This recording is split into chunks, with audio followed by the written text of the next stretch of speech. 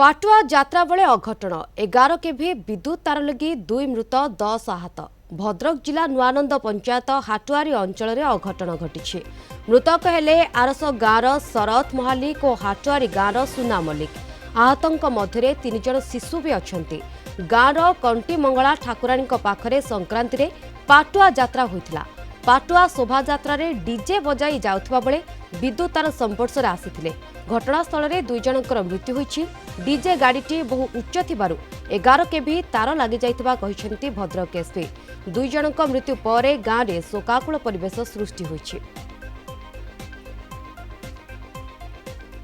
Investigation करियो पड़ियो आमे तंगु समान वर्तमान कार समान कहवा स्थिति रे नांती गोटे जे भी शॉक देछि जे शॉक देछि ताको समान चिंता करछन डिसिजन नउछन कोन करियो एवं समस्त जो मान छन 2 जन को दुखद मृत्यु होइछि सेति एथिरे आमे समस्त दुखित निर्माण एवं ए पई जिला प्रशासन समस्त प्राय अछंती जिलापाल एसपी एडिशनल एसपी समस्त सब देखुं आम जहाँ ट्रिटमेंट व्यवस्था सब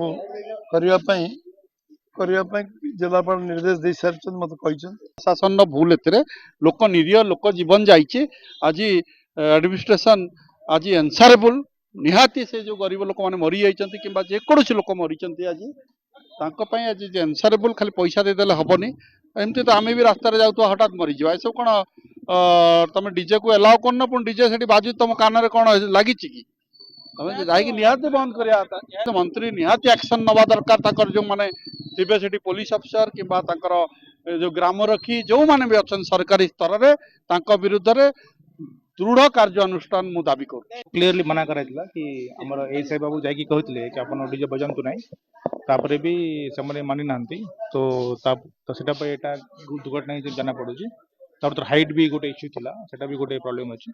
वर्तमान से जो गाड़ी थिला गाड़ी को सीज कराई और गाड़ी जो मालिक थे ड्राइवर थे से वर्तमान स्पॉट नहांती तांको खोजा चलछि और आईन अनुसार आम देखिबू गाड़ी परमिशन के नहीं तार हाइट के तार केते डीजे तार बजला केते मना करला कोन पाई से माने फॉलो करना एठे देखिबे पुलिस तार ड्यूटी चेष्टा करे चेष्टा करले किंतु गोटे अनफॉर्चुनेट गोटे इंसिडेंट हे आछि। वर्तमान जो सहायता देवा कथा से सहायता आम प्रदान करूछु। ए संपर्क में अधिक आलोचना करबा आम सहित फोन लाइन में जोड़ी होती भद्रक ब्यूरो हेड नरेंद्र सामल। नरेंद्र जो भाव में दुखद घटना सामना को आसुछि पाटुआ यात्रा बेले अघटन घटी 11 केवी विद्युत तार लगी 2 जनकर मृत्यु होछि 10 जन आहत होती वर्तमान सूचना कौन ए बाबद? हाँ शिवानी गतकाली तिहिड़ी थाना अधीनस्थ नुआनंद पंचायत हाटुआई अंचल जो दुखद परिस्थिति सृष्टि होती संपुक्त अंचल एक शोकाकुल परिवेश सृष्टि होती गतकाली राति प्राय 10:30 समय जो से गाँव थी जो कंटीमंगला ठाकुराणी पाखे पाटुआ यात्रा अनुष्ठित होता 2 दिनिया पाटुआ यात्रा अनुष्ठित होता मासंदे पाटुआ यात्रा प्रथम अनुष्ठित संक्रांति पाटुआ यात्रा अनुष्ठित होता पाखापाखि राति 10:30 समय एक पाटुआ शोभायात्रा सहित जाऊा बेले डीजे सामिल थे डीजे बहुत उच्च जाऊला लोक मैंने पाटुआ मान सहित दर्शक युवक मैंने नाचकुत कर खुशी मनाई माँ पीठ को जाऊा बेले डीजे टी हठात 11 केवी विद्युत तार संस्पर्श आसाला लगे चार्ज होता चार्ज डीजे पाखे डीजे भितर लोक मान मध्य 2 जनकर घटनास्थल मृत्यु होता अन्य मैंने समस्त अचेत आहत पड़ जाते हठात लाइन कटअप कर किंतु समस्त अवस्था बेहाल होता तुरंत से आम्बुलांस भद्रक डाक्तखाना कणाइला। बर्तमान 10 जन भद्रक डाक्तर जो चिकित्सा गतकाल थे आज सकाल सकाल मध्य 4 जन को कटक बड़ डाक्तखाना को स्थानांतरित कर अवस्था अत्यंत गुरुतर उद्वेगजनक परिस्थिति सृष्टि होता कटक बड़ डाक्तखाना को स्थानांतरित अन्य 6 जन बर्तमान भद्रक डाक्तखाना अच्छे। नरेंद्र जमी आप कहते कि बर्तमान आहत मान तो चिकित्सा करा जाउछि किंतु डीजे जदियो मना करा जाइथिला अमान्या हुए डीजे नेले एत बड़ एक अघटन घटिला आर एक तदंत करा बोली आमे कहि परिबा?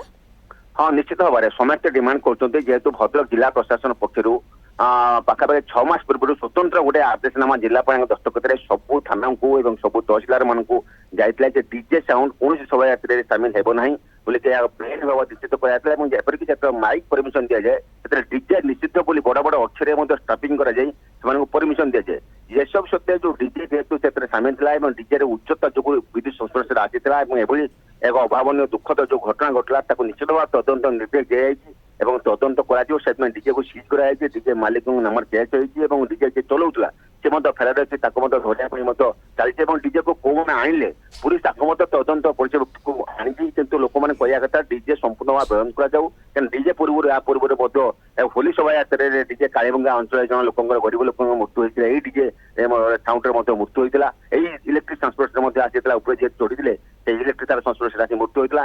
ଏଭଳି ଦୁଃଖଦ ଏଇ ଏକ ମାସ ମଧ୍ୟରେ ଦିଦିଟା ତିନି ଜଣଙ୍କର ଜୀବନ ମଧ୍ୟ ଯାଇଛି, ଅନେକ ମଧ୍ୟ ଆହତ ହୋଇଛନ୍ତି।